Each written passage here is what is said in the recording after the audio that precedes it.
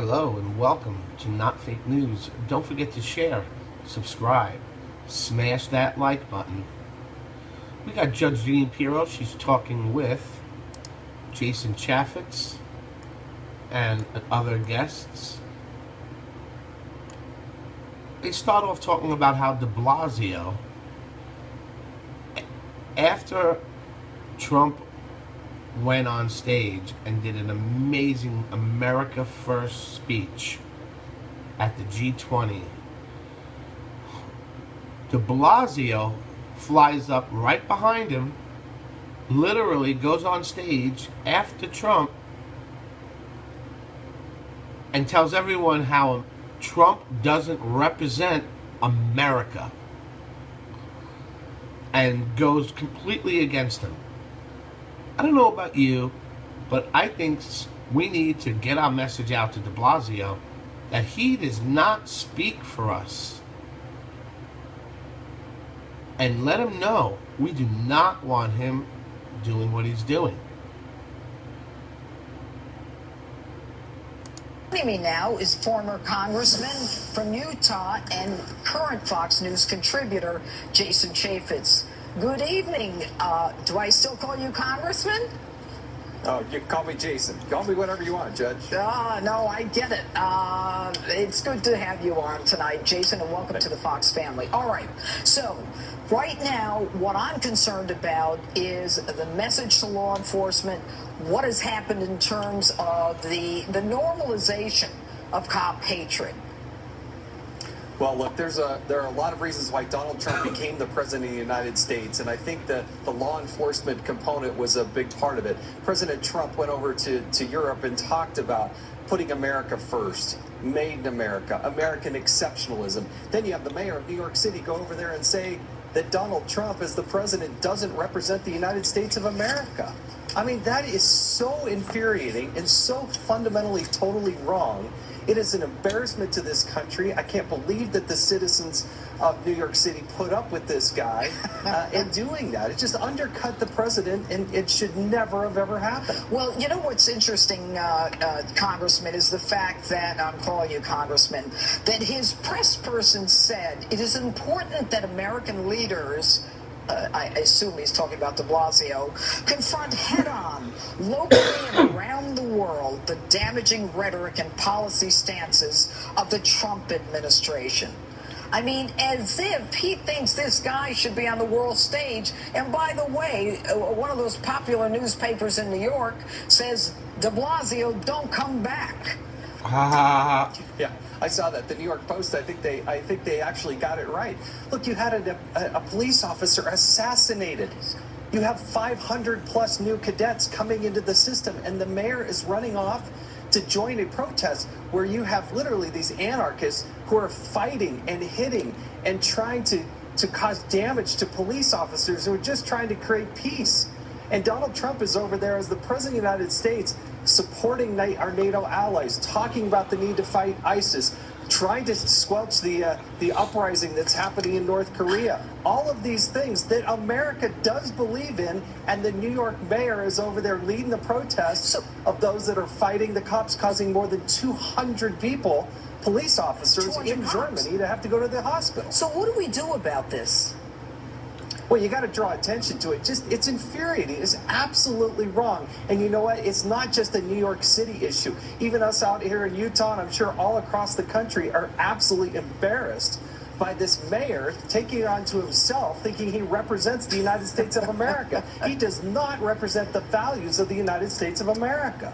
Well, not only does he not represent the values of the United States, but he's working against those values. Yeah. He doesn't believe in capitalism. He thinks that he's this socialist leader. And what's amazing is, you know, he held until 90 minutes before he left the fact that he was, you know, blowing town to go to Germany. I mean, he's very secretive, and he's very cagey about who he is and what he's doing. What do you think this guy thinks he's ultimately going to end up?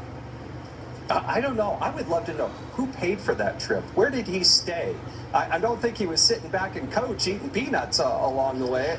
Well, he's saying that the organization paid for him to go there, but we taxpayers are paying for a security detail. We sent 4 there about 5 days ago, and there's another 4 traveling with him, so he's got 8 security detail we're paying for it, and also his whole detail, the press people, all of those guys we're paying for. So, but let me ask you this. When Donald Trump says law enforcement and the military did a spectacular job in Hamburg, everybody felt totally safe despite the anarchists, what do you think he can do coming back home to help the police in this country? Well, look, I think his mere presence has totally helped the Border Patrol, the Secret Service, the law enforcement community at large. Donald Trump has said, look, we're going to get more resources, more effort behind you. We love you. We're committed to you. And that has resonated. You can feel the difference. It is palatable how much better it is with Donald Trump, because he talks about putting America first, only to have the mayor of New York City go out and say, well, that doesn't represent the United States of America. Are you kidding me? It is amazing. Jason Chaffetz, thanks so much for being with us. A light moment as the president...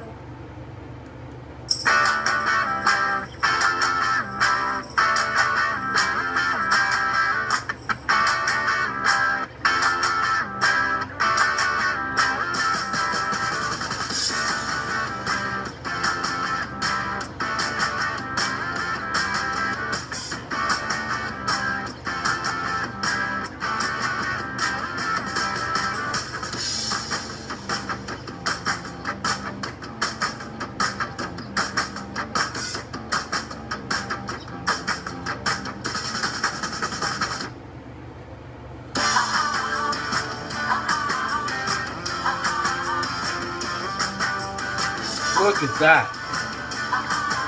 It's amazing. Whatever the hell they created. I don't know what the hell they created, but that's amazing, right? That glob of plastic was just awesome. Thanks for being with us. A light moment as the president arrives back at Joint Base Andrews tonight from the G20 summit. The hat of a Marine standing at attention blows off in the wind, and it's the president himself who retrieves it. President Trump, as always, a man of the people. All right, meantime. He was giving him a little, little pinch in the stomach, like, hey, you. And the guy just stood there straight ahead like he's supposed to. The nation reacting tonight to the president's overseas trip and a series of meetings at the G20 summit, including his much-anticipated sit-down with Russian President Vladimir Putin.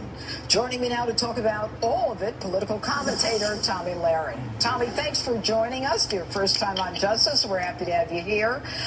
Tomi, I want to start with the meeting of Trump and Putin. Is there anything that the left-wing media can see that came out positive on that?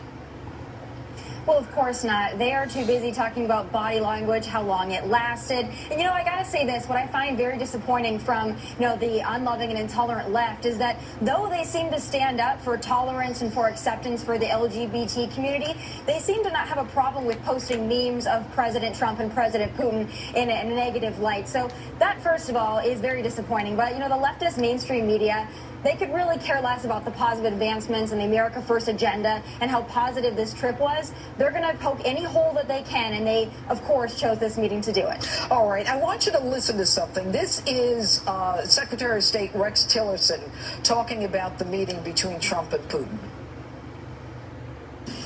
They had a very robust and lengthy exchange on the subject. The president pressed President Putin on more than one occasion regarding Russian involvement. President Putin denied such involvement, as I think he has in the past. And what's interesting about that is that, the left is saying, you know, this really wasn't Donald Trump pressing on the Russian meddling thing. But I sometimes wonder, you know, if President Trump accuses Putin or asks him about the Russian so-called meddling, then they could go back and forth for the whole 2 hours and 15 minutes that they met. And what does he expect? Putin to confess one way or the other? They have to move on and talk about something forward. Well, you know, the mainstream media can't move on, and they seem to think because they're obsessed with this narrative that the American people need to be obsessed with it as well. And so they spend all of their time talking about, well, did he push him enough? They seem to want us to start aggressions with Russia because John Podesta and Debbie Wasserman Schultz couldn't protect their emails. So they seem to want to go to war with Russia over that, while the rest of the American people are thinking, why don't we get some reform done? Why don't we build a wall? Why don't we put America first? Well, and the amazing part of it is that for all the months of the so-called collusion, I mean, nobody can come up with one iota of evidence. And did you notice, Tommy, that there's starting to be less and less talk about the Russian collusion, because they're going to look like fools at the end, although, you know, who knows what Mueller and his Trump-hating team are going to end up doing. But finally, what do you think of the fact that, according to those who were there, that Trump and Putin connected very quickly and that they had positive chemistry? I think that's fantastic. Anytime we can have our leader connect with a foreign leader and have a productive conversation, everyone wins in this situation. I don't know about you, but I'm not tired of winning yet. So if we can actually have a Russia restart that the last two administrations failed to do, why would anyone have an issue with that? That's what I don't understand. And, you know, the amazing part also is that people seem to not recognize the mutual interest that we may have as it relates to Syria, and the fact that they actually signed a memorandum of a de-escalation agreement in, I believe it's southwest Syria, with the United States, Russia, and Jordan. I mean, all that is extremely positive. And when you think about, you know, Obama dancing with the devil in Tehran as they yell death to America, it seems kind of hypocritical, wouldn't you say? Well, of course, but they are still, again, bitter that Hillary didn't become president, and they think that the reason for that is because of the Russians and because of Putin. So they will not let that go, because then they would have to actually accept the results of the election and move on. They would actually have to put forth policy positions and have an agenda, but we know that that's not their favorite thing to do. So instead, they're just going to beat this dead narrative until, I don't know, 2020, when we win again. I don't know. I think that sounds good to me, though. Yeah, it sounds good to me as well. Now, are you in Dallas now, Tommy? I am. Okay. So Dallas has just, you know, recognized the 1 year, or realized, I should say, the 1 year anniversary of the shooting of 5 cops in Dallas. I mean, how do you think, as you look back on the last year, this cop hatred can be stopped going forward? Well, I will say that the election of President Trump is a great step forward, and many of my friends here in Dallas are in law enforcement, and I tell you, having the support of the president behind them for the first time in 8 years is refreshing. But I tell you about Dallas. This city is lit blue. It's going to be lit blue for probably for many days to come, because we really rally around our law enforcement here. And, you know, it's a somber mood, but it's also uplifting and it's inspiring, because you remember what we did and how we came together to support our law enforcement. And I think that that's what's great about Dallas. And you know what? I remember the police chief. I was so impressed with the Dallas police chief. Anyway, Tomi Lahren, good to have you on. Thanks for being with us. Thanks for having me.